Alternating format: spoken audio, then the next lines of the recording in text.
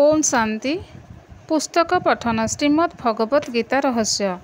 लेखक ब्रह्मा कुमार सुधांशु शेखर मिश्र।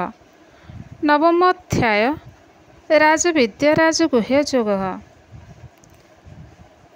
परमात्मा भक्ति को देखती, व्यक्ति को नुहे। साधारणतः पापाचारी दुराचारी व्यक्ति परमात्मा को स्मरण करे नहीं, किंतु पूर्वजन्मर कौनसी पुण्यफलवशतः जेतेबेले से तार पाप कर्मर कुपरिणाम प्रति सचेतन हो जाए बा कौनसी पुण्यात्मक सत्संग प्रभावरु ता मध्यरे आध्यात्मिक चेतना जाग्रत हो जाए, सेतेबेले से अन्यमानक अपेक्षा तीव्र भावरे परमात्मा को स्मरण करे। 800 रु अधिक नरहत्या करिथिबा चंबलर आतंक दस्यु सम्राट पंचम सिंह को जेतेबेले तिहार जेल प्रजापिता ब्रह्मा कुमारी ईश्वरीय विश्वविद्यालय द्वारा परमात्मा को परिचय दियागला, सेतेबेले ता हृदय रे एक विराट परिवर्तन आसिला। उक्त अनुष्ठान द्वारा प्रदत्त ईश्वरीय ज्ञान और राजयोगर अभ्यास से आरंभ कला। किछि मास मध्यरे तार चालीचलन और आचार व्यवहार रे महान परिवर्तन देखि सरकार मध्यन ताकु जेल दंडरू मुक्त करदेले। ईश्वर परायण व्यक्ति अतीत को परमात्मा देखते नहीं, वर्तमान को सफल करिपारिले भविष्यत सफलता अनिर्वार्य। इंग्राजी रे एक प्रवाद अछि, if I make this moment happy it will increase my chances of having the next moment happy also. वर्तमानर तीव्र पुरुषार्थ अतीतर समस्त कालिमा को पोछि दिए एवं एक गौरवमय भविष्यत पाई पथ प्रशस्त करे। वर्तमान को उपयोग करी दस्यु रत्नाकर मध्य महर्षि वाल्मीकि होई सर्वजन पूज्य होई पारथिले।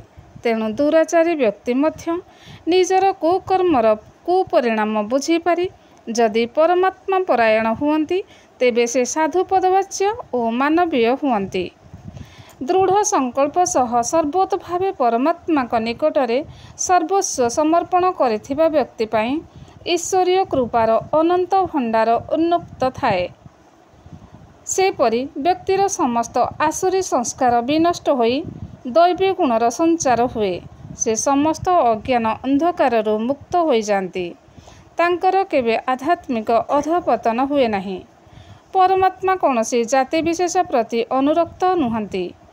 तेणु जो माने उच्च जाति रे जन्म होइथिबारु अहंकार वशतः भावती जे पापाचारी नारी बेश्या और शूद्र मानकर ईश्वरीय मार्ग रे परिचालित हेबार अधिकार नाही, ताहा सेमानकर अज्ञानता। मनुष्यकृत जाति विभाग जन्म आधारित, एहा द्वारा सामाजिक वैषम्य सृष्टि हुए।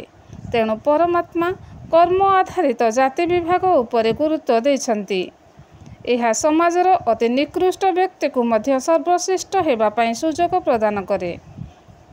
तेणु जन्म आधारित उच्च बा नीच जातिर व्यक्ति मानक मध्यरे परमात्मा कौनसी पक्षपात करते नहीं।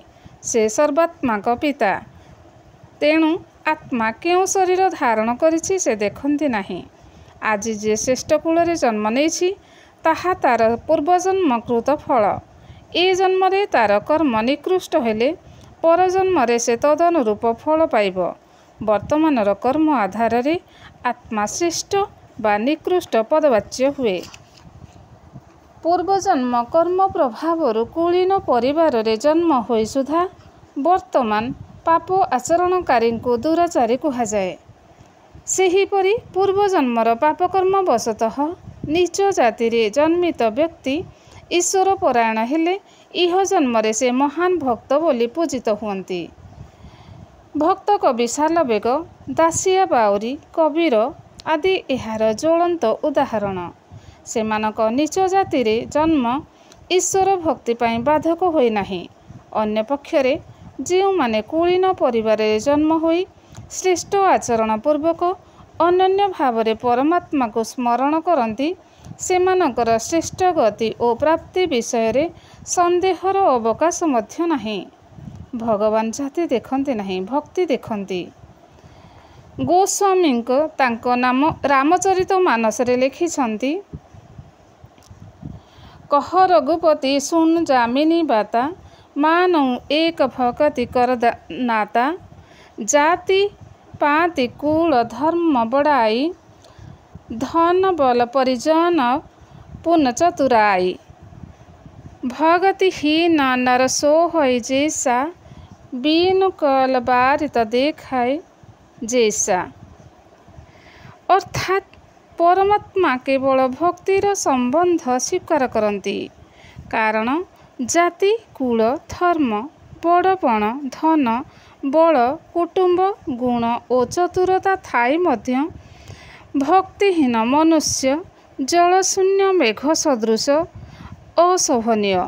तेणु जेकोसी परिस्थिति रे मध्य परमात्मा को निजर सबु किछि भावी तांको सहित मन को युक्त करी निजर समस्त कर्म को पूजा रूपे तांको समर्पण पूर्वक ईश्वरीय मार्ग रे आगेइबा उचित।